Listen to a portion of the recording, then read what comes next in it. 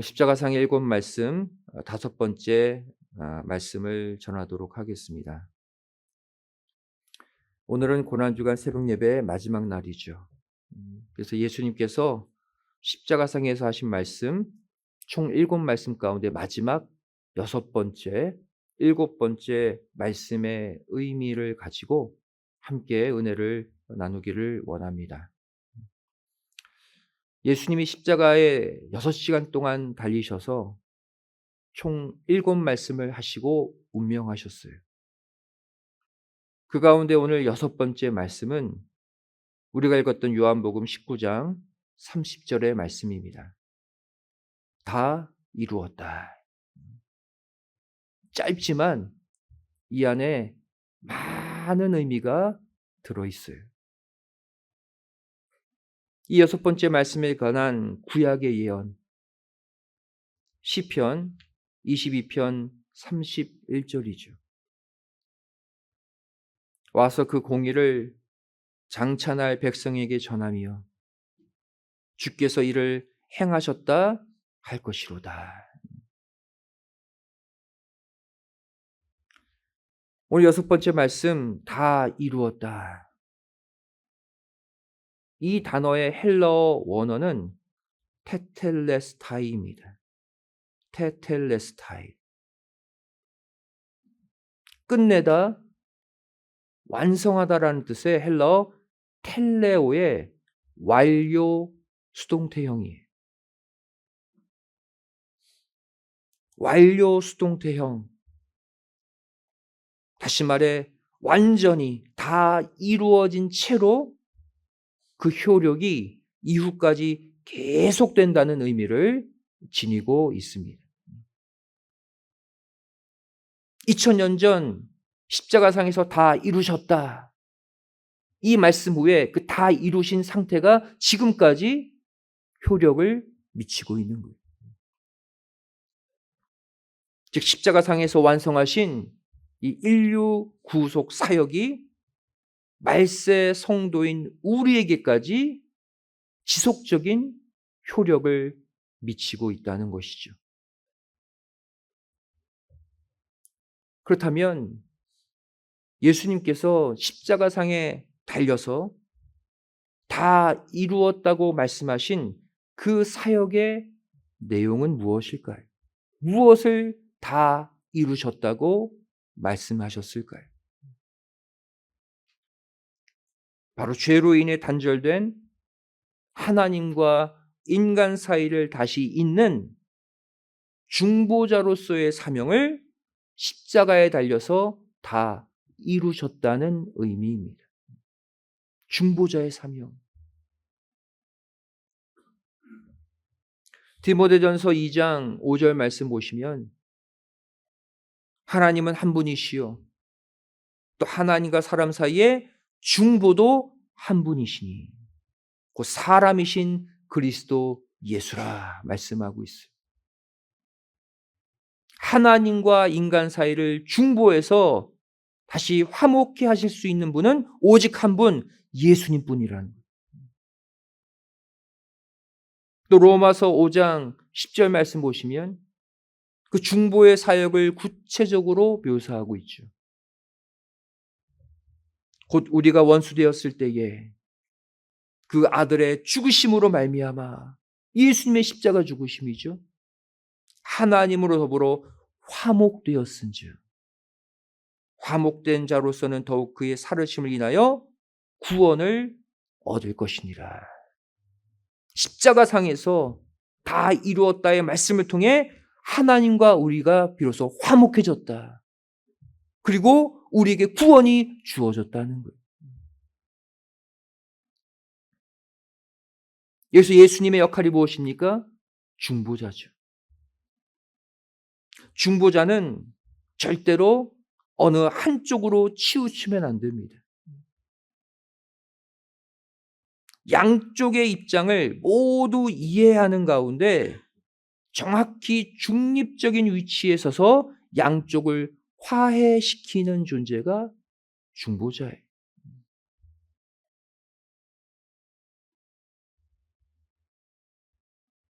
예수님의 십자가상에서의 모든 말씀들은 한마디로 중보의 사역의 말씀이셨습니다. 예수님은 오전에 내뱉으신 첫 번째, 두 번째, 세 번째 말씀을 통해서 창조주 하나님의 입장에서의 사역을 완수하셨어요. 철저히 하나님의 입장에 서셨죠. 그리고 오후에 내뱉으신 이 네 번째 말씀, 다섯 번째 말씀을 통해서 이번에는 인간 입장에서의 사역을 완수하셨습니다. 이 말씀을 통해서는 철저히 인간 편에 서셨어요. 이렇게 하나님 편, 인간 편, 양편의 위치에 모두 서심으로써 예수님은 어느 한쪽으로도 쏠리지 않는 완벽한 중보자의 자격 조건을 이루신 거예요.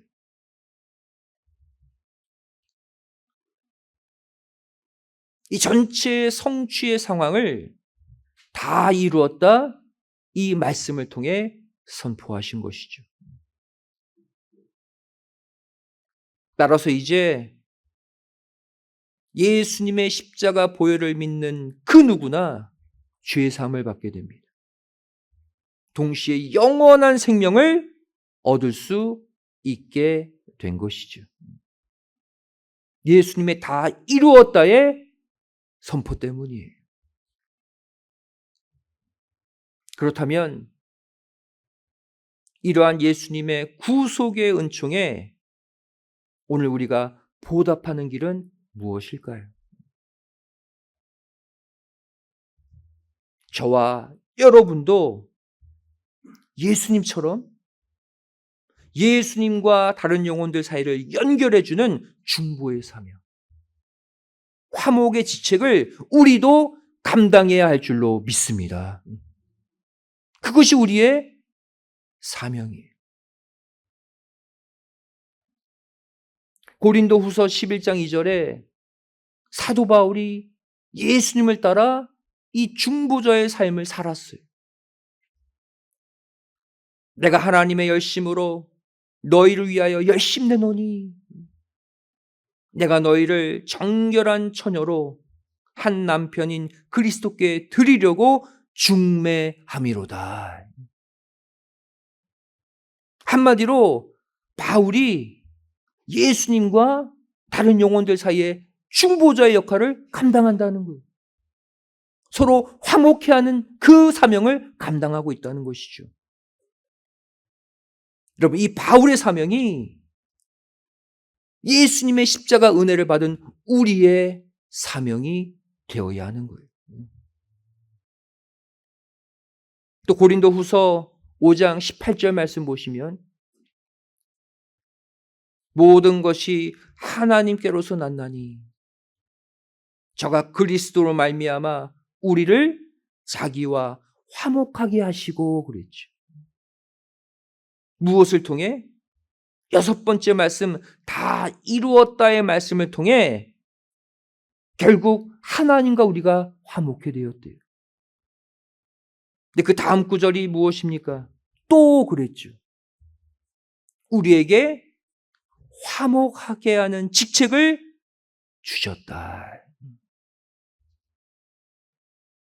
예수님의 십자가 죽으심, 다 이루었다의 말씀으로 하나님과 우리가 화목게 되었으면 이제는 우리 차례라는 거예요. 우리가 하나님과 화목게 되는 순간 우리에게는 화목의 직책이 주어져서 이제 하나님과 다른 사람 중간에서 이들을 화목해 해야 한다라는 거예요.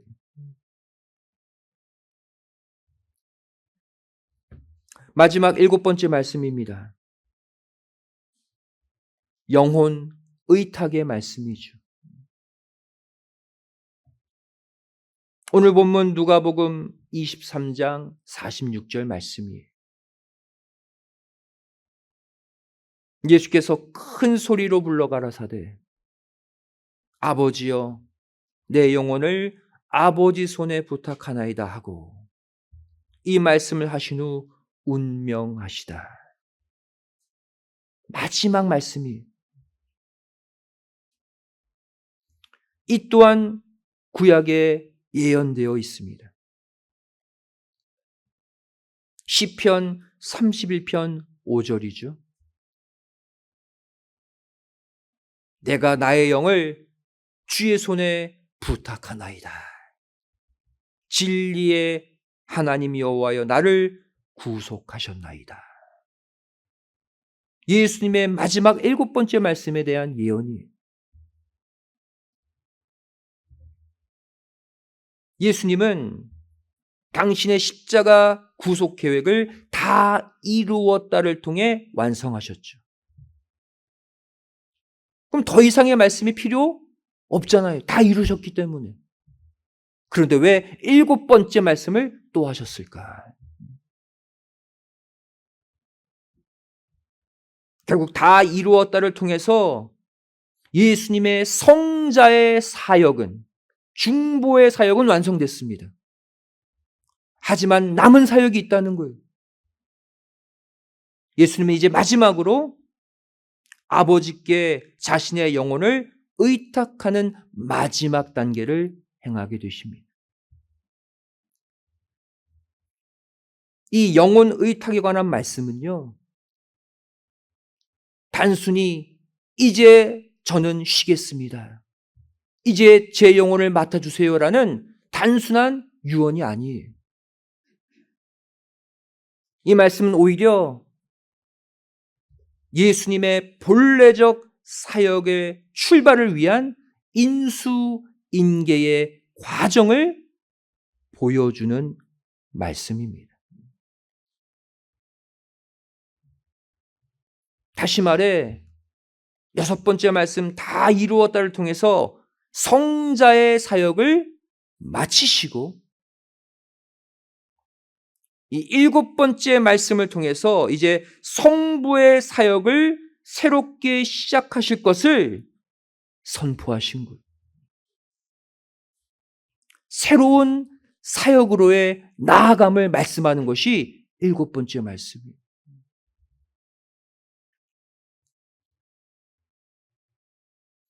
예수님께서 공생의 기간 내내 사람들에게 알리기를 원하셨던 메시지가 하나 있어요. 그 대표적인 구절이 요한복음 10장 30절이죠. 나와 아버지는 하나이니라.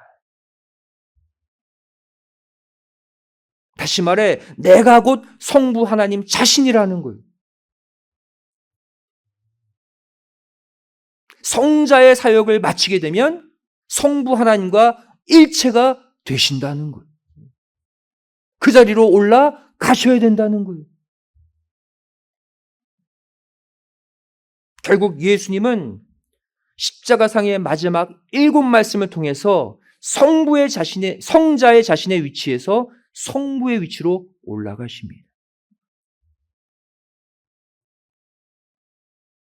예수님의 마지막 7번째 말씀 후에 예수님의 위치가 바뀌어지게 돼요. 먼저 로마서 8장 34절 말씀을 보시면요. 누가 정죄하리요? 죽으실 뿐 아니라 다시 살아나신 이는 그리스도 예수시니 그는 하나님 우편에 계신 자요 우리를 위하여 간구하시는 자신이라.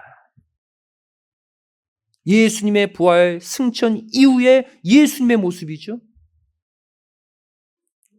근데 부활 승천하신 이후에도 아직 보좌 우편에 계신대요. 아직 중보자의 위치에 계신다는 거예요. 그리고 보좌 우편에서 여전히 오늘날 우리가 죄 지을 때마다 하나님과 우리 사이에서 중보의 기도를 아직까지 하고 계신대요.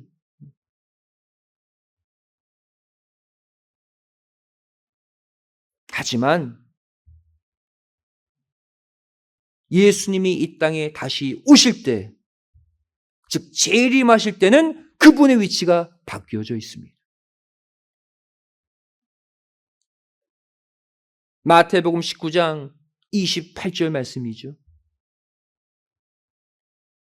예수께서 가라사대 내가 진실로 너희에게 이르노니 세상이 새롭게 되어 새로운 단계의 세상이 될 때를 말하는 거예요.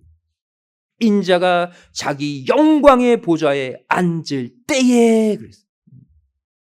나를 좇는 너희도 12 보좌에 앉아 이스라엘 12지파를 심판할 때가 온다. 인자가 자기 영광의 보좌에 앉을 때에 그랬죠? 아직은 아닌데 그때가 온다는 거예요. 이 자기 영광의 보좌는 무엇인가? 보좌 중앙을 가리켜요. 성부의 자리를 가리킵니다. 즉 예수님이 마지막 종말 재림 때가 되면 성자 중보자의 위치에서 성부의 위치, 심판자의 위치로 옮겨지시게 된다는 거예요.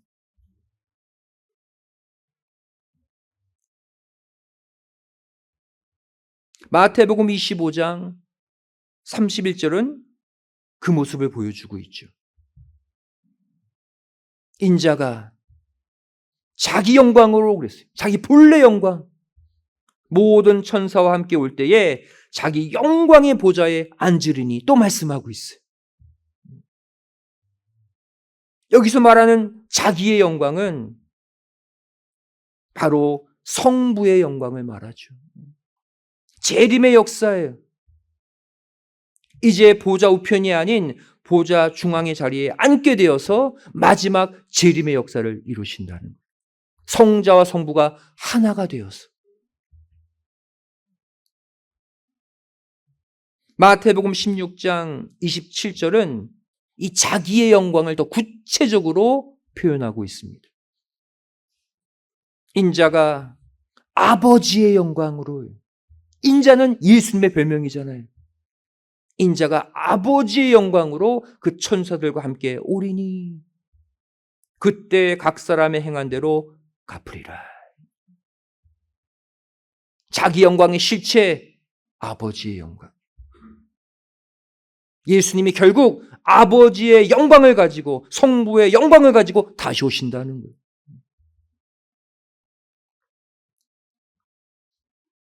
이때가 되면 어떤 일이 일어날까요? 이제 보호자 우편에서의 중보 기도는 멈추신다는 거예요. 더 이상의 기회가 없다는 거예요. 마지막 심판뿐이라는 거예요.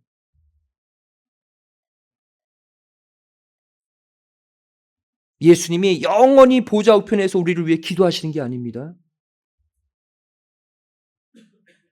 예수님이 보좌 중앙으로 옮겨지시면 그땐 기회가 없는 거예요. 심판뿐이에요. 그 전에 우리 죄를 다 회개하고 주의 재림을 준비해야 할 줄로 믿습니다. 이제 말씀 정리하도록 하겠습니다. 오늘은 주님께서 십자가에 달려 죽으신 후 무덤 속에 계신 날이죠. 보통의 인간들은 무덤 속에 들어가면 끝이에요. 아무것도 못합니다. 하지만 예수님은 달랐어요. 오늘 무덤 속에 계신 날, 이날 예수님은 육신은 무덤에 계셨지만 영으로 노아 당시 심판받은 영혼들에게 가셔서 복음을 전하셨어요. 베드로전서 3장 18절부터 20절이 이것을 증거하고 있죠. 예수님은 십자가에 달려 죽으신 이후에도 일하셨다는 거예요. 쉬지 않으셨다는 거예요. 이렇게 육신이 무덤 속에 계신 가운데서도 쉬지 않고 영혼 구원을 위해 끝까지 일하신 그 예수님의 구원의 열심 우리가 본받아서 이제부터 우리도 영혼 구원을 위해 십자가 복음, 구속사 말씀 전파를 위해 우리 각자의 남은 생애를 온전히 바쳐드리는 주님의 진정한 제자로 살아가시기를 주님의 이름으로 간절히 축원드리겠습니다.